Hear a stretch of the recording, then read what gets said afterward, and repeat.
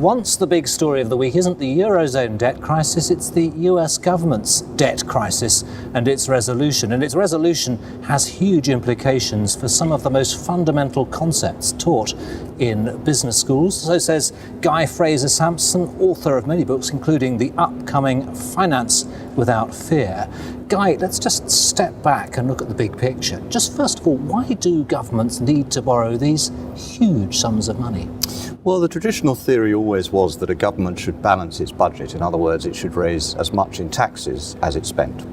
And that then really progressed into thinking, well, that's all very well, but you have some good years and some bad years. So why don't you balance the budget across a business cycle of perhaps 5 to 7 years? And of course, the problem with that then becomes that any politician can say, well, we think this is a bad time in the business cycle, so we're justified in running a budget deficit.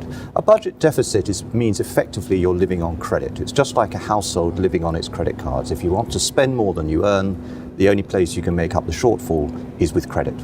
And one of the facts that's been bandied around a lot during this crisis is that for the US government, for every dollar it spends, it's borrowing 40 cents. And it's this enormous pile of debt. With these many heavily indebted governments over the world, what options do they have? If you are a government that's very heavily indebted, there are only 4 or 5 options that you have. One of them is that you can try to run an austerity regime, which is sort of what the UK government is trying to do at the moment. You might call that the Thatcher option, if you like. You just tighten your belt, you try and run a balanced budget or even a surplus, and you try to pay off some of the debt. The other option, of course, is you can simply default. And that could be an express default, as in the case of somewhere like Argentina, or it could be what we call implied default, and that's something that people are increasingly talking about. And what that means is that in order to pay off your debt, you simply print lots of money.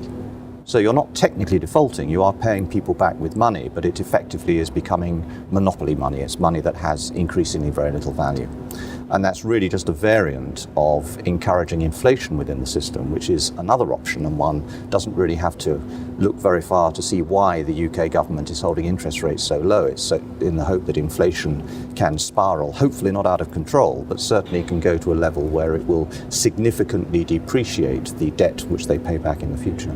Despite the resolution, there's still talk of the US government losing its AAA rating on US treasuries. Yes. What does that do for the risk-free rate of return? Well, that's a very good question. Yes, the US government has been a voracious borrower.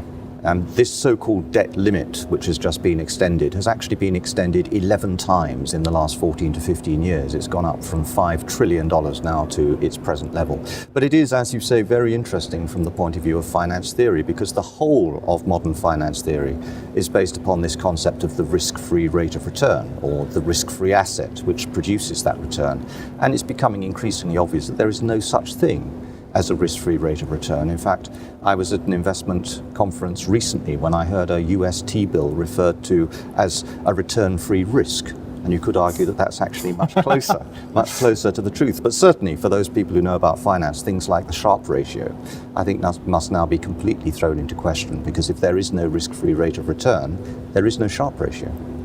Finance Without Fear comes out in September? It comes out in September. If you want to know about finance but you don't like maths, it's the book for you. Come back and talk to us then. Guy Fraser Sampson, Thank you. Thank you.